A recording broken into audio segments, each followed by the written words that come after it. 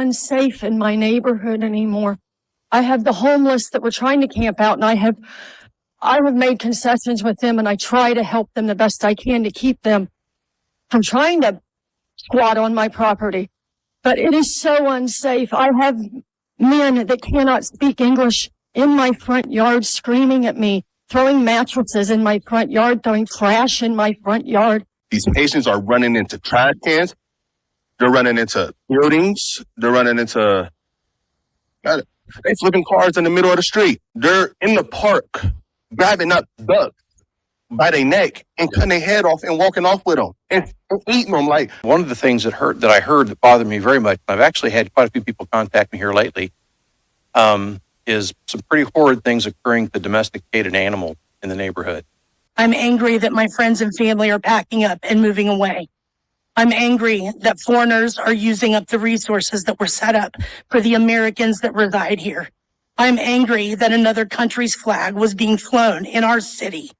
I'm angry when I see our businesses and recreational areas littered with garbage left by people that do not know or understand our laws and culture and are making no attempt to learn about them. These are not civilized people. Opening containers in our grocery stores, helping themselves to what's inside and throwing the rest onto the shelves and floors, stealing animals from farmers and leaving their severed heads at the side of an old school where children play, relieving themselves in public, making some barbaric stew out of the birds that live in our park.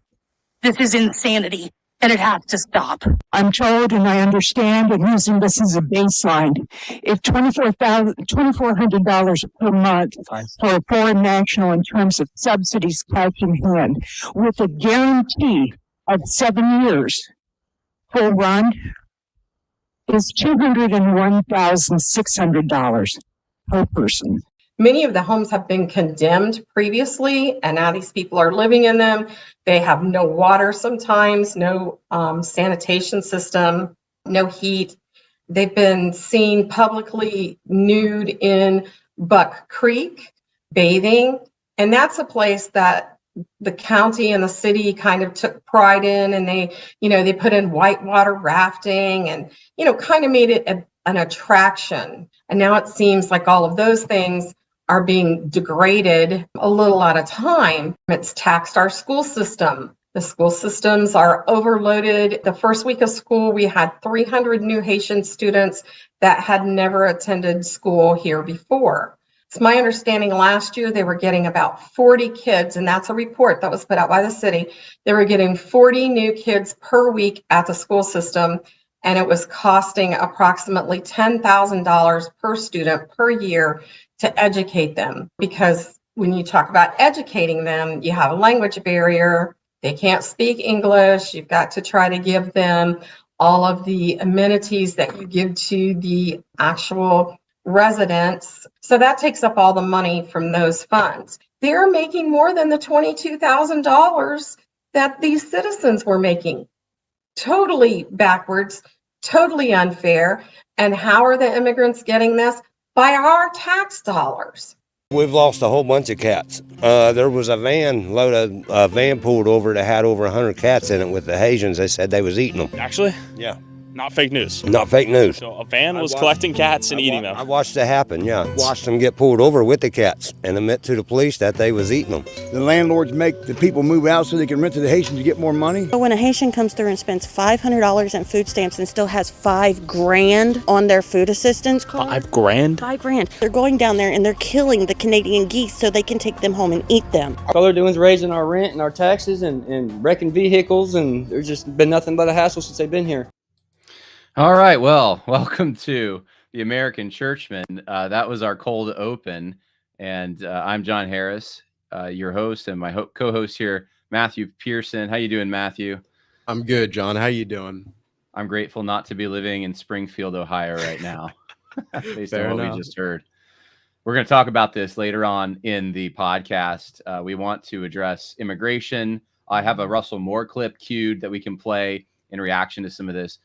Before we get to all that, though, I just want to remind everyone that the American Churchman is a podcast sponsored by Truthscript. And if you go to truthscript.com, you can check out the website. We have a number of good articles there right now. We're going to talk about the post-war consensus one today. But if you scroll to the bottom of the page, and if you feel inclined, if you think the Lord might be leading you to help us, you can click on the donate tab. It is 501c3, so it is tax deductible. If you want to publish with us, you can click the publish tab, and you can see all the specifications on what we require for that. But Truthscript is honestly doing some great work. There's some great articles this week. This was a particularly, I should say last week at the beginning of this week, are particularly good.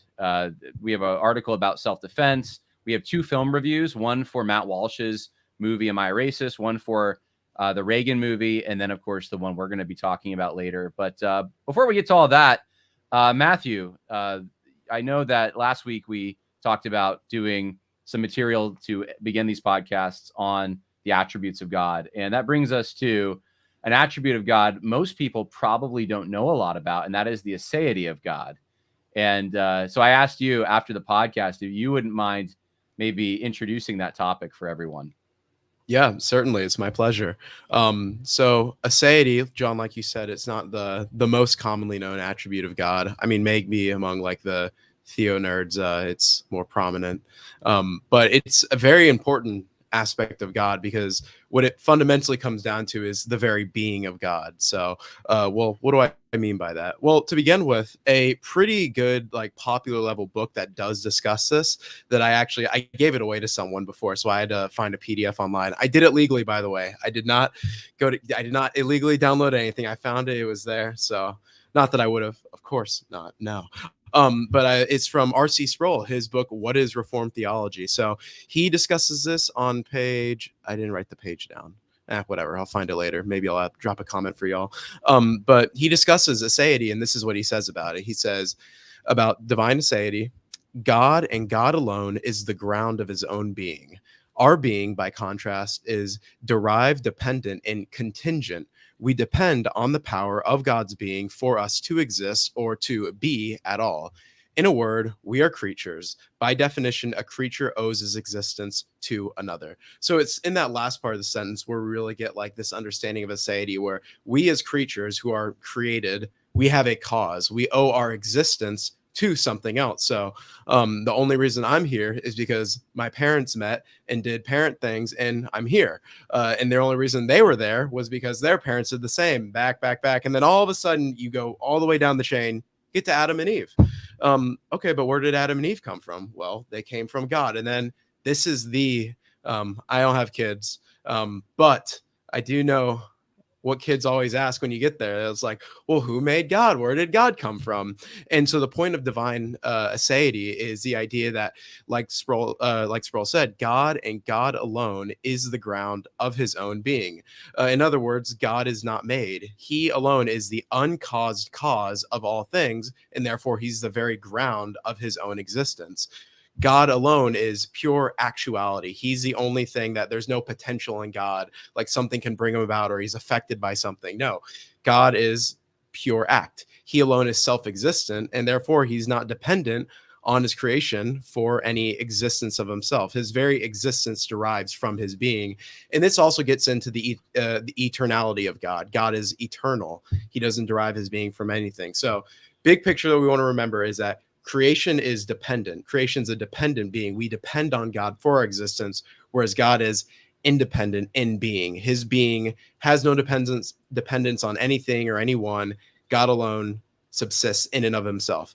And to close, I guess, this before if you have anything to say, John, but just to close my whole little spiel on divine aseity, I will quote from, as a good Presbyterian, of course, the Westminster Confession of Faith. This is chapter 2.2, where the Westminster divines write, God hath all life, glory, goodness, blessedness in and of himself, and is alone in and unto himself all sufficient, not standing in need of any creatures which he hath made, nor deriving any glory from them, but only manifesting his own glory in, by, unto, and upon them. He is the alone fountain of all being, of whom, through whom, and to whom are all things, and hath most sovereign dominion over them, to do by them, for them, or upon them, whatsoever himself pleaseth. So in a nutshell, that is divine aseity. This comes up in debates with atheists when they require God to have an environment, because all other living things that we know about have an environment they need to survive.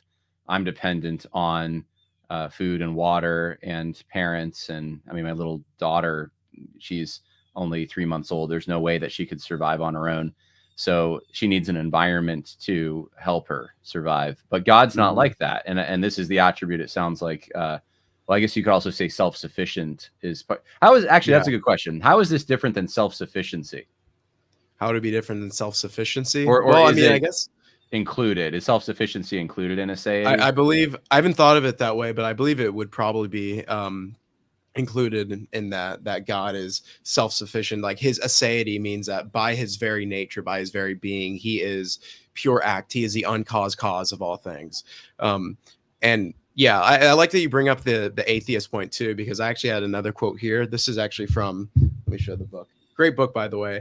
Craig Carter's Contemplating God with the Great Tradition. That's where I got this quote from. But he kind of delves into that a little bit, and he goes, if there were no first cause, the chain of causes could never begin. So, there has to be a first cause.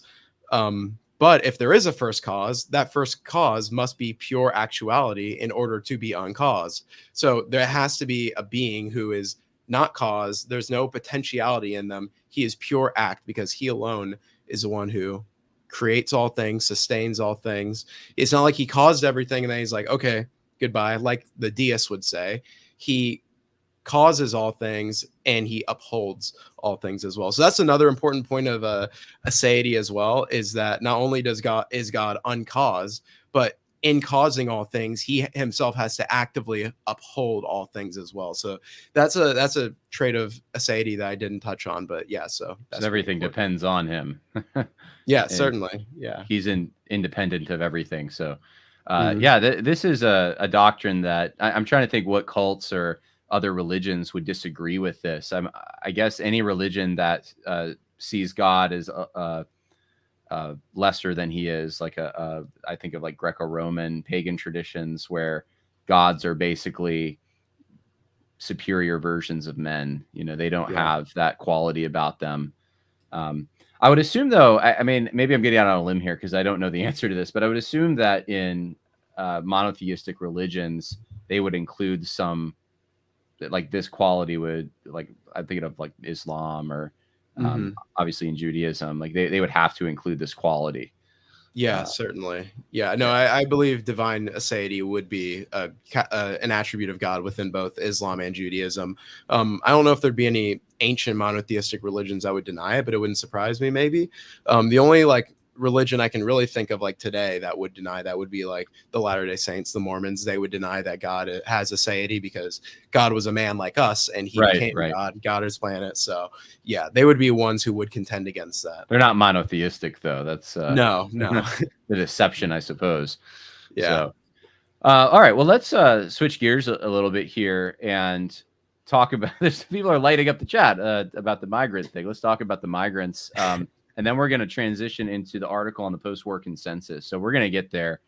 But I just played, obviously, during the cold open there, about a 4.5-minute clip of just samples of what people in Springfield, Ohio themselves have said. Most of those were before the debate. There was one video at the end that I took some clips from that were I think, recorded just after the debate, either just before or just after, right around the time the debate happened. But everything else was from as far back as February, actually, of this year, if you can believe that. This has been an ongoing community problem there. It didn't receive national attention, though, until very recently. And it's weird to me that the way that it received national attention was because of the famous line, they're eating the dogs, they're eating the cats. And if you plug that into a search engine, what you'll find is a number of news websites all trying to debunk this and say that Trump is spreading a hoax. He's spreading false information. That's their only interest in it, is to try to debunk Trump. If you dig deeper into the story, though, you'll find out that there's a number of problems that accompany 20,000 migrants in a community. I'm trying to remember, was it 120,000, I think, in Springfield? So it's something like 20% of the community size has been imported in a very short period of time. and it's causing all kinds of issues. The dogs and cats thing, I think, in a way, this is almost brilliant because Trump, in a sense, by repeating that line, forced people to go examine the situation. And while the left is trying to fact check him, and I don't think doing a very good job necessarily, it seems like there are witnesses saying there's dogs, or at least there's cats disappearing and geese from the park and things like this. But like, that's small potatoes compared to the loss of human life. I believe, and I probably shouldn't get too much out on a limb. I had read, though, that there was someone, I guess, murdered there, I think last year, by a Haitian immigrant. If I'm not mistaken, it was Springfield. But regardless of whether that was Springfield or somewhere else, you have a lot of traffic accidents. And that is a threat to human life. If someone hasn't died yet, that potential is certainly there. You have a complete culture change in the community, a complete economic upheaval in the community. The places that people used to go and enjoy, they can't anymore because they're littered and there's inappropriate things happening. So I'm kind of thankful Trump brought this up. But I think what we probably need to get into is, as Christians, how we should approach this. So I do have a clip from Russell Moore queued up, but that's the situation briefly, as I understand it. I'll just mention this one other thing before letting you, if you have a thought, weigh in, Matthew. But we do have, I do have this that I wanted to just show you. This is from the Department of Homeland Security. This is from June 28th of this year. The redesignation of Haiti for temporary protection status, TPS, which is how these migrants are coming here. So it's legal, by the way. This is not illegal immigration. This is legal mechanism. But the redesignation of Haiti for TPS status allows an estimated 309,000 additional Haitian nationals, or individuals having no nationality who last habitually resided in Haiti, to file initial applications for TPS if they are otherwise eligible and if they establish residence in the United States on or before June 3rd, 2024. As many of you know, Haiti's in a lot of turmoil right now, even though they have a constitution that is partially based after ours and our system of government. And they're supposedly, they have the mechanisms that they would need supposedly to have democracy working and all that kind of thing. It's obviously not. And it was just a short time ago, it was in the news for gangs basically running the place. And that barbecue guy who got memed all over the place, who was apparently a cannibal. At least that's what was being said about him. Haiti was in turmoil over this kind of thing. And there was people dying. And so in that situation, the United States decided to take in these Haitian migrants and give them TPS. What you'll hear from a lot of people about TPS is that it's, I think it lasts something like 7 years. There's a limited time frame on it, but what takes place afterward often is the people who were TPS status end up staying here anyway, and they just live in the United States. And so it ends up becoming a gateway to living in the United States and becoming an illegal migrant, even though your status isn't illegal to begin with. So that's the status. That's the situation in very basic terms that we're dealing with. Matthew, I know you've been patiently waiting there. What do you think about this whole situation? You have anything to add to what I just said?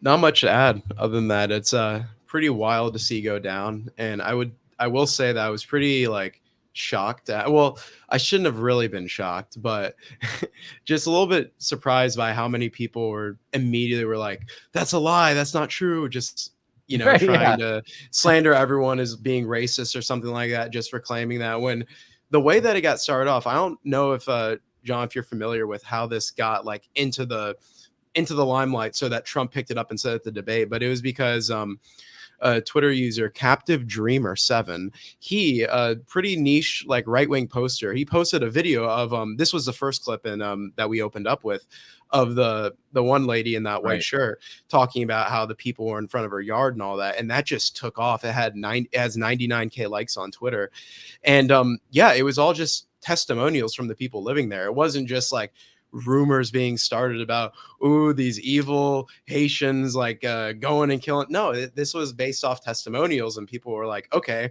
if you hear crazy things like that happening in a context of, immigration being a huge debate, people are obviously going to get a little concerned and say, hey, maybe we should have a conversation about this. Maybe we should talk about this. And so Trump going on the debate stage and saying, they're eating cats, they're eating dogs. Like, I mean, it makes sense. Like, you're getting it into the limelight. So to see the reaction, like, it did surprise me, which I guess is a lack of wisdom on my part, because why should I be surprised that that's the first place that they go?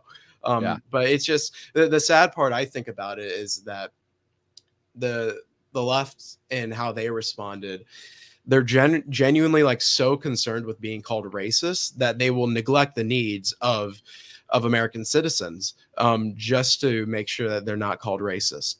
And I think that's just so disordered in many ways. I mean, regardless of like whether you want to call it racist or not, I mean, these are real concerns. And you could argue, oh, we don't know for sure. But if you're hearing people talking about this, why not look into it? Why not say, hey, these things are supposedly going down? But instead people just screech about racism. And that's just a norm of our political conversations nowadays, especially around immigration.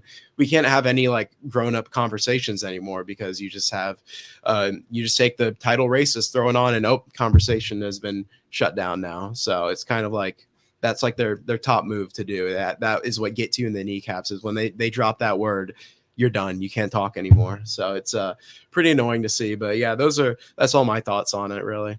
There's a few comments coming in, and a few people have said that there was a 11-year-old boy who died, I guess was hit by a bus, and it was a Haitian driver. And then I got the population wrong. Apparently I said 120. It's 60K in Springfield, which makes more sense. So you have, if you have 20,000 Haitians going there, and the population is only 60,000. I mean, that is tremendous. That's I can't even believe that any bean counter thought that was a good idea.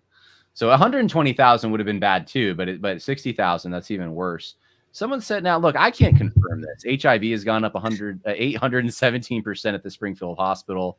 They can't speak English and they need an interpreter, so the ER is backed up.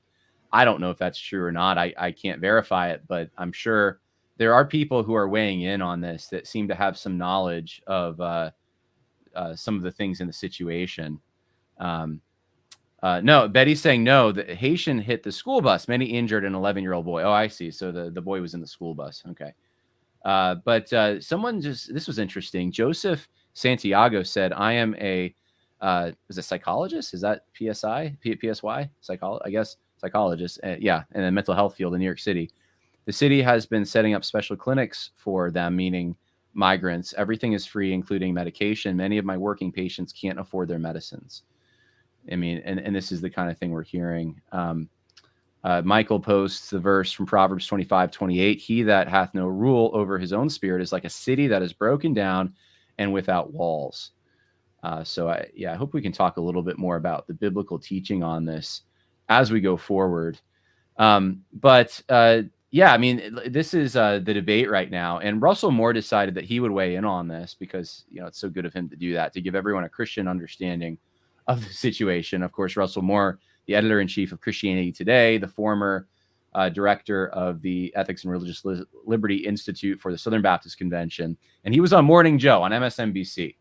And I'm not going to play the whole full clip. I'll probably skip around a little, but here's the clip. Editor-in-chief at Christianity Today and leads its public theology project. He's an author of a new piece for The Atlantic titled Trump's Lie is Another Test for Christian America. And Russell, on your new piece, you write in part, quote, when we are willing to see children terrorized rather than stop telling lies about their families, we should step back, forget about our dogs and cats for a moment, and ask who abducted our consciences.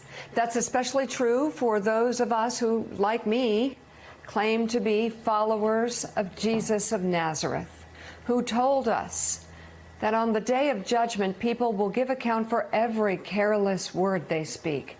To sing praise songs in a church service while trafficking in the bearing of false witness against people who fled for their life, who seek to rebuild a life for their children after crushing poverty and persecution, is more than just cognitive dissonance. Christians do not need to struggle to figure out what Jesus would do here. If we see children sheltering at home because they fear violence, we know that's wrong. And when we see that this fear comes from the incitement of hatred against those children because of where their parents came from, surely we can smell the brimstone. And Russell? Okay, so I'm just going to skip ahead a little here because they talked for a while, and I want to get to Russell Moore saying something other than what he just said in the article. So here's a clip from Russell Moore speaking. Who want to cause us to be afraid of our neighbors. It's happened over and over again. It happened with Italian immigrants, with Irish immigrants, with Vietnamese refugees, with others, to say you should be afraid of these people and therefore you should mistreat them and you shouldn't care what happens to their children. And even beyond that, what happens to our own consciences and our own souls. That's a dangerous place to be. And we have to, the Bible says perfect love casts out fear, and we have to be freed from this kind of fear. Okay, all right. Well, I guess so. The motive of people who are saying that you just heard at the beginning of this, who are saying cats and dogs, or I don't know if anyone said dogs, but cats and geese and things are being eaten. That these people are trafficking in fear. They're afraid. Matthew, what do you think? So this was the first time I've seen that clip. And I had my mic muted so no one heard me, but I burst out laughing when I had to take a picture really quick when he said, we should step back, forget about our dogs and cats for a moment, and ask who abducted our consciences. Like, it's just, I don't know. It's ridiculous. This is one of the biggest things behind like why regime evangelicals are so painful to listen to as well, is like, just first off, like the trying to seem poetic and how he phrases that, like, who captured our conscience, not our cats and dogs. It's like, first off, if you're a pet owner, you're going to care about that. But like, second, just the framing of it, like when he's talking about the past immigration crises regarding like Italian, Vietnamese, etc. And he says, I wrote this down, where he's like, where people are saying, quote, you should mistreat them.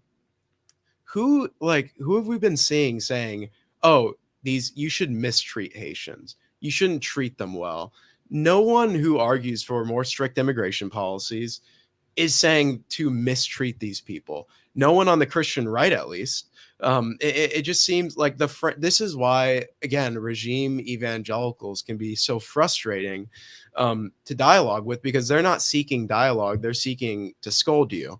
And they want to scold you using the Bible, basically, or Bible language. There's no intent to understand. There's no intent to say, hey, maybe you're concerned about X, Y, Z. It's just, oh, you want to mistreat them, and that's how you feel. And that's not how you go about actually having conversations with people, when you go in and you frame them in the worst way possible. And also keep in mind the audience who he's framing it this way for. He's framing it for largely secular, liberal people that are listening to this. And that's like what Russell Moore always does. Like, that's what David French always does. They go out of their way to make us seem crazy so they look good with the rest of the world. And of course, there is a sense in which, when you're looking at the qualifications for elders given by the Apostle Paul and Titus and First Timothy, you should be like, of good accord with the outside world as well. Yes. But on certain things, like it makes sense to, if you're concerned and the rest of the culture is saying this, why would you want a prominent figure in evangelicalism to just throw you under the bus to the secular world? It's disheartening to see, because Russell Moore has been in the game for a while and many people have benefited from him. So to just see him like throw us under the bus, it's frustrating to see. And the fact that he's not willing to listen to real concerns that aren't driven out of hatred at all, but are just like genuine, like, I fear for the state of my country, the state of like what's going on here. That's totally reasonable, and they just refuse to do that. But that clip was ridiculous. I was pretty shocked when I heard that. Donna says that she got the information about the 817% rise in HIV status or cases in Springfield from the former state representative from Springfield, Ohio. So okay. He had a lengthy Facebook post about it. I just wanted to clarify that. That's where that came from. Wade Nelson says Al Mohler claims the pet story is false. Of course he does. He has to. Matt Borosh says that even Joseph's brothers had to get permission from Pharaoh to dwell in the land of Goshen. Good point. I hadn't really thought of that. And then Palpatine's dermatologist. Okay, some of these names. Palpatine's dermatologist says it takes 2 years on average for someone to start disability or Social Security. How are refugees walking around with monthly finance cards and stipends for home down payments is what I want to know. And I've gotten different numbers. I don't know to what extent, like how much money they have. I know that as I've traveled this year, everywhere I've gone, even places like Boise, Idaho, even the rural areas in Wisconsin are experiencing problems with migrants being dropped off there by the Biden administration. And in every place they tell me, the people who live there, the same thing, that these migrants have cards that it ranges anywhere. I've been told from like, $2,000 to almost $3,000 a month. And they can't, and then they're given housing on top of this. It's just crazy. It's a crazy thing. But it's probably adjusted for socioeconomic reasons wherever they live. But it's when you have a town where the average income is about $22,000 a year, then you're giving them more money than the residents have, and that raises the prices for everyone. It means that people are kicked out of their places of where they live to make way for migrants who can pay more because they're being paid by your tax dollars. Young Anglican says, why do liberals always say Jesus of Nazareth specifically? I've never thought of it, but he makes a point. That is true. Like when Russell Moore is talking to an evangelical audience, he doesn't say that, I don't think. But when he talks to MSNBC, he's got to say, I think it just sounds sophisticated. Jesus of Nazareth. Like it's a sophisticated sounding title. So, and then, Presbyterian on says they're moving into my apartment complex and all of them are somehow equipped with brand new iPhones, Gucci purses, and Cadillacs. Where is the money coming from? So, lots of people asking these kinds of questions. I'll make a brief point that I think is important and vital for this whole thing. Oftentimes, when you hear people like Russell Moore talk about this, they will bring up passages in the Old Testament about foreigners, aliens, strangers, how you're supposed to treat them. And what they often neglect is two things. First of all, the ways in which they were still considered foreigners, aliens, strangers. They weren't considered Israelites because they stepped foot in Israel territory. And there were certain things that certain things that were different for them. For example, an Israelite could not be in perpetual slavery, but a foreigner could be in perpetual slavery.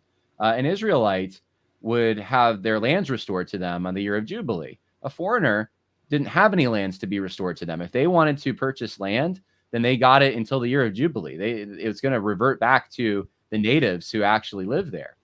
There's different things, a different standard, not a standard in the sense of God's law and equality before the law, but there are different understood privileges with being an Israelite as opposed to being a foreigner. It takes 3 generations, I think, for an Edomite to enter the temple. So there's things like this. The second thing, though, is that the conditions were different in this way. When in the ancient world, when someone, first of all, it wasn't a mass invasion, which I think when Trump talks about it that way, it's probably shrewd, because when you have the numbers that are coming here and they're not assimilating, it is more like an invasion. And you are being replaced by a foreign people group. They're not looking to assimilate. Those laws in Israel, though, that pertain to foreigners are often for people who are coming, not in those large numbers, but with an understanding that they're going to live amongst the Israelites and they're going to conform to their ways and their laws. There is an assimilation process of some kind, even if it's a partial assimilation that does take place in that. And the mechanism for feeding yourself, for living in our time, is very different than in ancient times.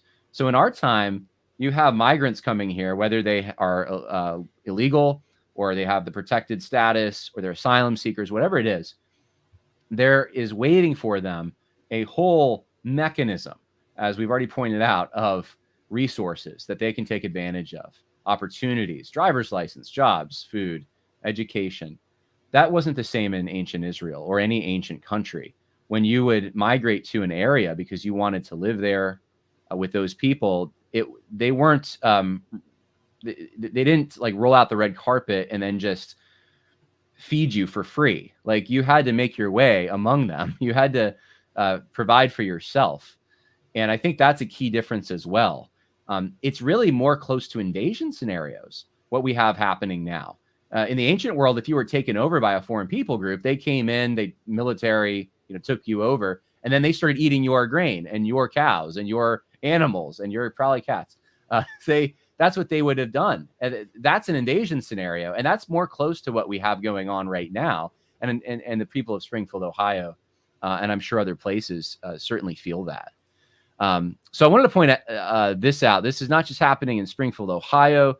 This is also happening in other places. Here is, if I can add it, here is another region this is happening. I don't know how to pronounce that. Charleroi, I think, Pennsylvania. It's a town of only 4,000 people, and they just imported 2,000 Haitian immigrants. 2,000. That's 50% of the size of their population. Half their population size has been imported, and the infrastructure can't handle it. The kids can't even get their schoolwork done. They can't advance to the next grade because the teachers are overwhelmed with students that can't speak English. You had Russell Moore and David French saying that the cruelty to and lying about Haitian immigrants' families is satanic to the core. Children are terrified and God is not mocked. The time for repentance is now, in reaction to the claim that there were threats in Springfield, Ohio, bomb threats. We found out since then that the governor of Ohio, who's much for these migrants coming, contradicted the Democrat narrative on this, which is the narrative that Russell Moore and David French are supporting here, and said that those were actually hoaxes, those bomb threats. So that wasn't coming from the rhetoric of people concerned about the mass migration. And I'll just say on another note, the fact that the president's life was threatened once again, and they didn't seem to have much to say about that, I think exposes who they are. But yeah, that's really all I wanted to say on this. I think the Bible, the biblical situation is a bit different. And if we're going to look at this through a biblical perspective, the civil magistrate has a responsibility to take care of the people that are within their jurisdiction. And what's happening now is we are caring about everyone outside of these jurisdictions and using the force of government to, as I think it was Sam Francis maybe who coined the term, to come up with a state of anarcho-tyranny where you're a law-abiding citizen and you can be in trouble for minor infractions, but you have people that are causing havoc that are just allowed to live here and they're subsidized by your tax dollars. And I do think that is an aggravating situation, and people are right to be upset about it. So anything to add there, Matthew? Yeah, just one thing. I like how you brought up the biblical examples, but one of my classes were reading a lot of early Christian works, and one of them that we recently read through was the Didache. And so two prefaces before I read this brief quote. Number one, not scripture, so it doesn't carry the same weight, but it does give us a little bit of a perspective on how the early Christians thought. And number two, this is specifically not about civil government. So what I'm more getting at is the principle of it, is the principle and how they treated hospitality, because oftentimes when we have these immigration debates, the people who decry theonomy the most end up becoming crypto-theonomists when they're like, but Old Testament Israel. So I always find that interesting. But yeah, just listen to the general principle here. This is about hospitality in the very early Christian world. It was the Didache is a very early writing within the first century. And it says this. This is chapter 12 of the Didache. If you want to look it up for reference, I'm just reading it from the Shaft translation. But let everyone that cometh in the name of the Lord be received, and afterward ye shall prove and know him. For ye shall have understanding right and left. If he who cometh is a wayfarer, assist him as far as ye are able. But he shall not remain with you except for 2 or 3 days, if need be. But if he willeth to abide with you, being an artisan, let him work and eat. But if he hath no trade, according to your understanding, see to it that, as a Christian, he shall not live idle with you. But if he willeth not so to do, he is a Christmonger. Watch that ye keep aloof from such. So you see that there's a principle where hospitality does not necessitate letting someone stay forever. When you're being hospitable with someone, you may take them in for a little bit, and then and then the time comes. But you oftentimes, that's the thing with these programs is they say it's a refugee program, but then they end up staying for much much longer than need be. And another thing as well with this is I was going somewhere, but I just lost my train of thought. That's unfortunate. But yeah, all that to say, there's generally a principle that hospitality doesn't necessitate letting them stay forever, deprive you of all of your resources. And then notice here, it literally says, if they are to stay for a bit, let them work so that they may eat. And it's like Paul's principle when he's talking about he who does not work shall not eat. And I think that's something very important about Christian discussions about hospitality, is that there's like a sense in which you don't want to be taken advantage of. And that's something that I think a lot of these discussions forget to take into account, is the idea of you as a Christian are like the primary target of being taken advantage of. And that's what the early church had to deal with, because they were incredibly moral and pious people in a very immoral and impious society, which is why it warns about this. It says, but if he willeth not so to do, to, work and eat, he is a Christmonger. So that word Christmonger can also be translated literally as a Christ trafficker. He's using you and your deeds. And Philip Schaff has in the footnote here, he says, the abuse of Christian fellowship and hospitality naturally followed the remarkable extension of Christianity. So that term was coined to designate the class of idlers who would make gain out of the professed Christians, who would obviously be hospitable. So we have to keep in mind that we are to be hospitable to people, but that doesn't mean letting them take advantage of us. And yeah, I don't think it's loving when you send such a huge amount of people into very small locations. Like when you're sending the size of a third of the population, that's not going to work. That's not going to be efficient. You're not going to see assimilation happen. And that just is never, no one ever picks up on that. So, yeah, it does seem engineered, because you wonder, how can they be this foolish? This doesn't make sense.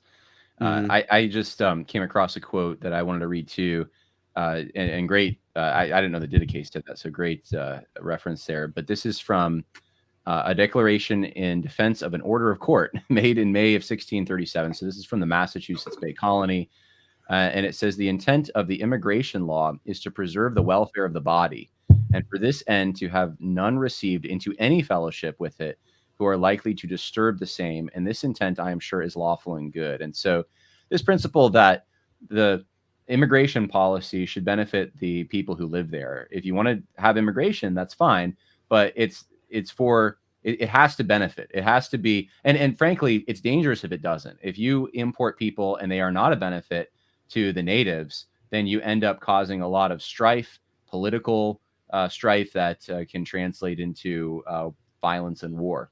So you have to be very careful with these kinds of things. Human communities are made over the course of generations, and good things are very easy to make or very, very hard to make, but very easy to destroy, as Roger Spruson says. We have a few questions, and then we really need to get to the post-war consensus stuff. But Wade Nelson says, why is the invasion being pushed on mainly Christian countries?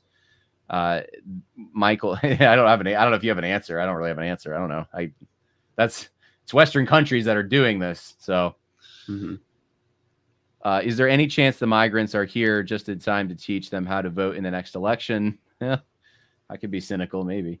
I am not convinced Christianity provides a tolerable answer for the immigration issue. Yeah, that's an interesting thing. And I'll just say this. You mentioned theonomy. I think when you look at Old Testament laws concerning Israel and the difference in the situations between what we're living in and what ancient Israel was living in, you can certainly see principles.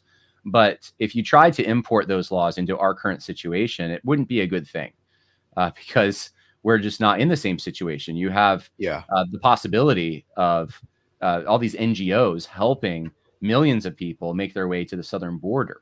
It's not the same scenario.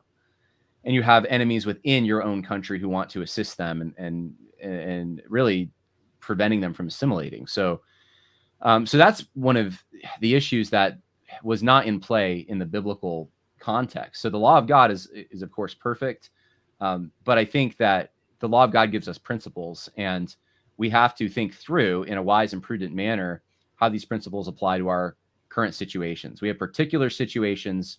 And we have universal principles, and the particular situation that God was giving the law to in Israel and the way he was applying universal law is going to be different. So that's my way I work through that. I don't think I don't think that we necessarily have everything in Scripture for a immigration policy for the United States in 2024. Yeah, that's not the purpose of Scripture. That's not why You know, Scripture is there. No. Scripture is about the things concerning eternal life, which have civil implications and whatnot. But the primary focus on Scripture is the things concerning eternal life. And if you want a good book on how to do Christian politics, I guess, to get good principles from, I'd highly recommend Franciscus Junius's Mosaic Polity. He dives into a lot of these things. But yeah, it's not as if like Christianity has to have an answer to that, because like, why are you trying to build your immigration policy on a religion? Like there's more to it than that. And God has given us his revelation. He's given us examples of good civil law, which John very helpfully went over earlier.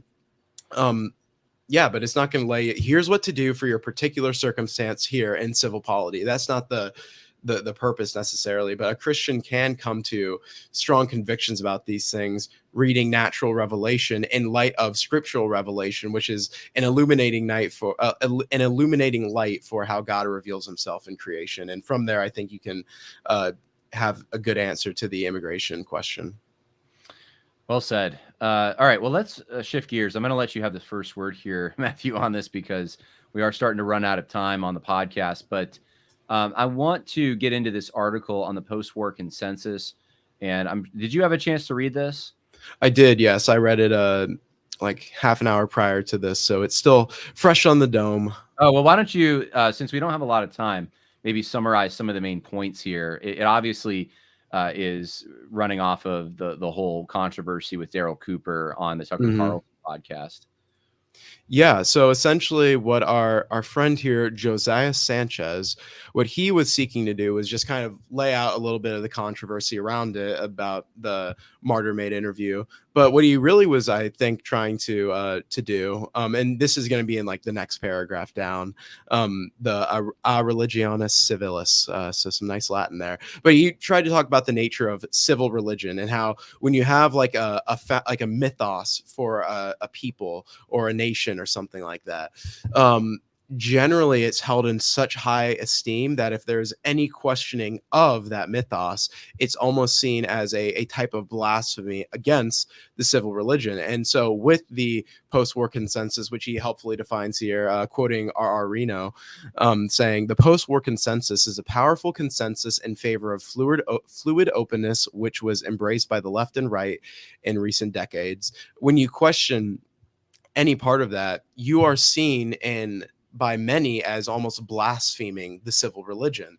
And that's what we saw happen with Martyr Made on Tucker, was that he was giving his own elucidations about the role that Winston Churchill had to play in World War II, and, you know, have whatever opinions you will have on that. But by him doing that, he was all of a sudden, all these other things were put on him. He was called a Hitler apologist, a Holocaust denier, all these kinds of things, because he focused in on one primary aspect. Now, some people have done some more research and like they pull up all the Twitter receipts from Twitter to show his true motives or whatever. But just going off of what he said in the interview, all he was doing was just bringing to light things about Winston Churchill. And I think that part of the reason this is just, it's so interesting is because it really does give a perspective on how people react to these things. And then somewhere in the article as well, Mr. Sanchez talked about how nobody gets this up in arms when we hear like religious blasphemy.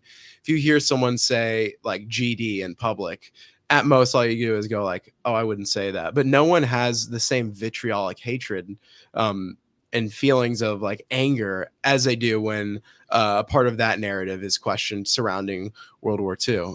It's quite interesting when you think about it. And it's something that I've had to cultivate as well. Like when I hear blasphemy, not to just be like, oh, I'm a little offended, but to say, no, that is wicked. That is disgusting.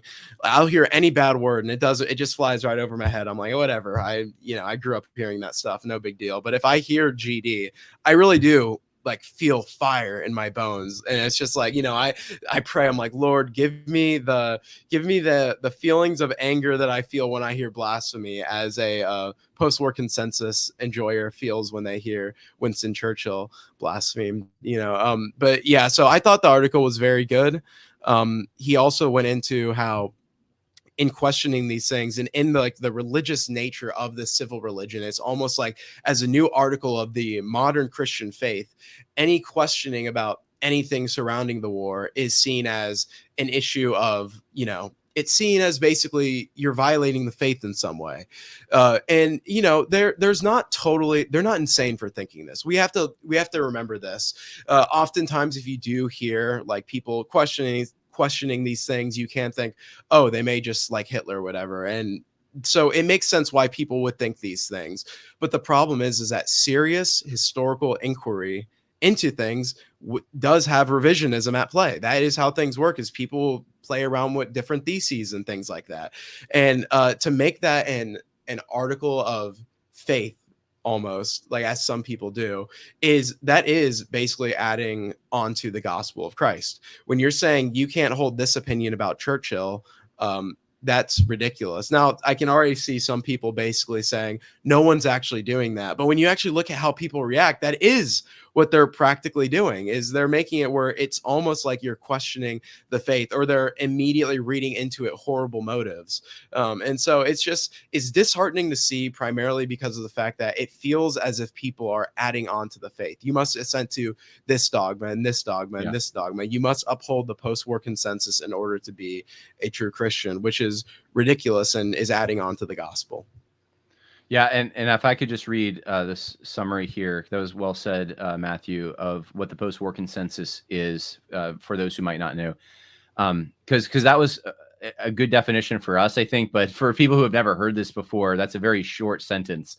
So he goes on and he says, the post-war consensus forms the axle around which the modern American civil religion turns. Let's put things in analogous Christian terms. In the beginning, the founding fathers created the United States of America. When they created the land of freedom and equality, they saw that it was very good.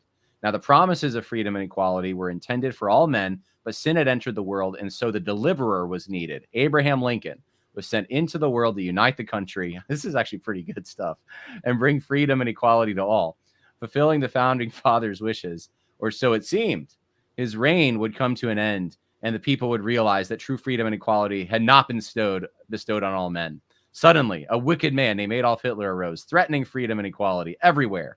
As the chosen people, America defeated Hitler, and the children of the generation brought about a new turning when they came of age, the civil rights movement. Finally, through the work of faithful martyrs such as MLK, true freedom and equality were achieved, and America could finally begin its reign as the land open to all, guarding the hard-fought prize of freedom and equality for all. And I would add that in the left scheme, this goes on to say, the Harvey Milk and gay rights and all of that. So, so that's, I think that's pretty funny, but that is like the cartoon of history that many people do buy into. And when you get something out of sequence or out of order, and you say, actually, it wasn't quite that way, then they're very defensive, because you're really threatening their entire worldview at that point. And this is an interesting thing, because all nations need a mythos of some kind. They need an origin story.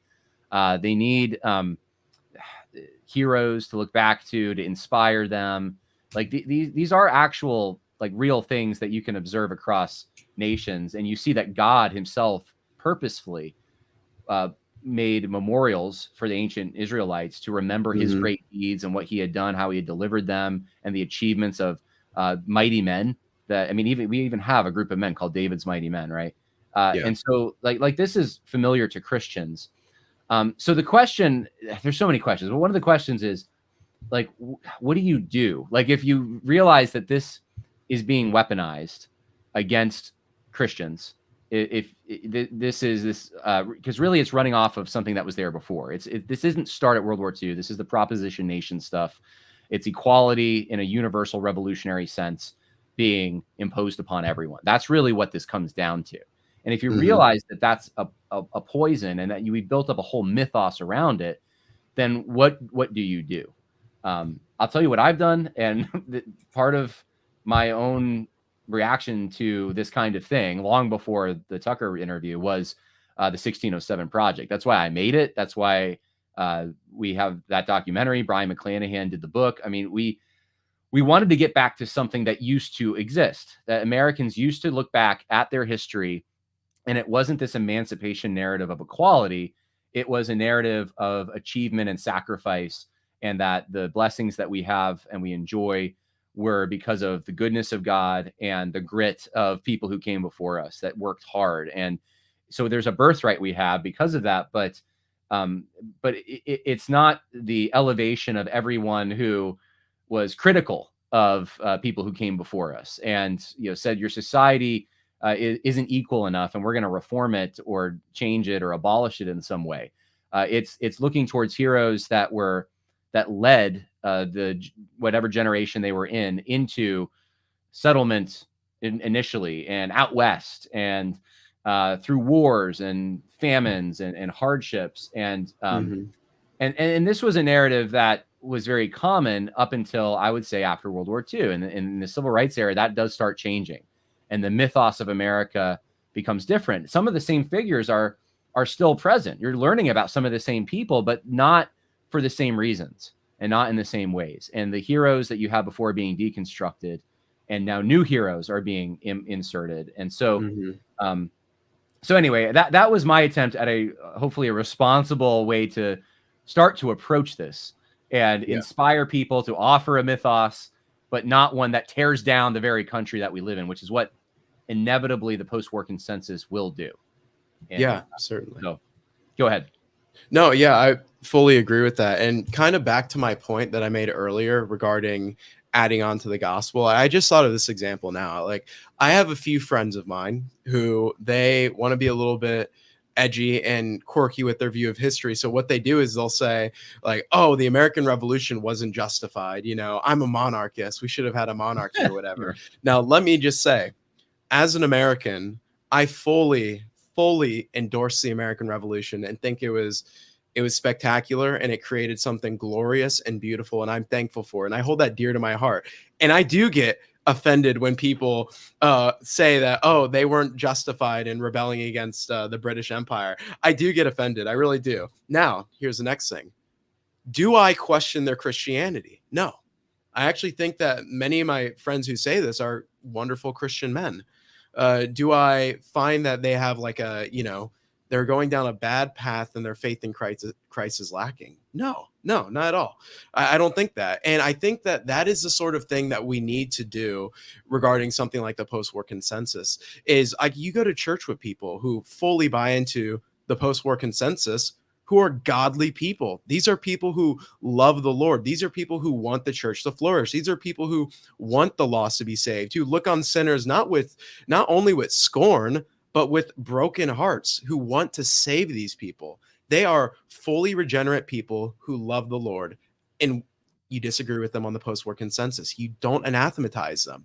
So that is all that many of us are asking in this regard, because I try and think of this from like an almost like a pastoral perspective. Like, we don't want to be adding burdens on to people like, oh, you must affirm this or you're not a Christian, because that is what so many people are doing with this. And it's understandable if you see someone going down like a direction where they're just like, yeah, post-war consensus is bad, therefore we need to do X, Y, Z or something like that. I don't want to get you banned on YouTube, John, but that would make sense, I guess. Then there could be some time for conversations, but even then, you don't even immediately anathematize them. I've had crazy phases, ideological phases when I was in high school. Was I regenerate throughout them? Yeah. Was I a little nuts? Yeah. And I came out fine. That's what a lot of people are. That's what's happening with a lot of people. And you just need to have like real conversations with these people. Realize they can be Christians who love Jesus. Don't add on to the gospel. Don't put a new burden on them. Just approach them as fellow believers who you just so happen to have a disagreement on in this area. That's so important from thinking from an ecclesial perspective about people who are in your pews and who believe certain things. You can't anathematize them for things like this. I think that's so important. That's a great point. I'll end my rant there. Yeah. I'm glad you said that. I think that's a really, really good point. And that is how many of us were treated. And just put some more skin on or meat on the bones before we end. For people who are maybe new to this concept, but in the post-war consensus, everything that the left pretty much doesn't like becomes proto-Nazi of some kind. It's always attached to Nazism or fascism, and that's how they vilify. This is why Christians are called Nazis, basically, because there's some hierarchy, patriarchy, authoritarianism. They believe God's in charge. I mean, that alone can get you that belief in that order can get you the label. Yeah. And so I will say, I don't know, did you have relatives or I guess for you would be what, great grandparents in World War II? No, I had my parents had me when they were 42. So I had a grandfather who fought in World War II. Oh, you did? And, Oh, wait, we I talked did, about yes. this. That's right. Yes, yeah. He was in Japan. Yeah. So same with my grandpa, right? So my grandfather was not in the European theater. I have a great uncle who was, but my grandfather was also in Japan, which and that's why I thought the chief villain of World War II was Tojo. But anyway, I digress on that. But I'm very proud to be an American, and I think Americans were the good guys overall. I mean, there's horrible things that happen in every war, but yeah, like if you want to force me, put my gun to my head and say who are the good guys, I'm going to say the Americans. I'm an American, and I love my grandpa, and I think that overall, what we did was right, and especially responding to being attacked and then war declared on us. So yeah, were there problems? Yes, I talked about that on my other podcast, Conversations That Matter, a little bit. But that said, like the reason I'm saying this is that my grandfather, who just died this year, he would be called a Nazi by these guys, right? My great uncle who fought the Nazis would be called a Nazi. Harry Truman, when he was campaigning for the Democrats against Eisenhower, who is a general who defeated the Nazis in World War II, he insinuated Eisenhower was some kind of a Nazi or had attachments to Nazism and was going to bring that. This happened very early on, and conservatives did not get on board on that until much later. It's only recent that conservatives have said, you know what, we're going to call the left Nazis. When you do that, though, you reinforce the frame. And exactly, yeah. And I think Nazi ideology is bad, but it's the thing is, like, making it the standard, making World War II the only event in human history that you then compare every other event to, and making Nazis the only devil characters, the only bad guys that every other, Putin's a Nazi, and so are the Palestinians are Nazi. Everyone's Nazi who, we don't like or whatever. That the danger of doing that is you buy into an ideology, you oversimplify, and yes, now because you believe, because of the critical theory and Adorno's F scale, everything's a Nazi that the left doesn't like. Don't buy into it. There's a lot of other periods in history that resemble what's going on now. Yeah, and, certainly. Those are my 2 cents. So I'm a proud American. Wanted to say that, but yeah, I think it's ridiculous how Martyrmate's being treated. So we got a $4.99. Thank you, John. $4.99. Boomer cons want to bully post-war consensus disrespecters out of their beliefs, but they'll settle for bullying them out of the church. Shows their true religion. To your point, Matthew. Yeah. All right. Well, I'm going to let you have the last word, and then we'll end the podcast. So, any last point you want to make, Matthew? I've said everything that I need to say. My last word will be, it's been a wonderful time, and I'm glad to be here. All right. Sounds good. All right. Thanks, brother. And look for us next week on I've almost forgot the name of the podcast, on the American Churchman podcast. Bye now.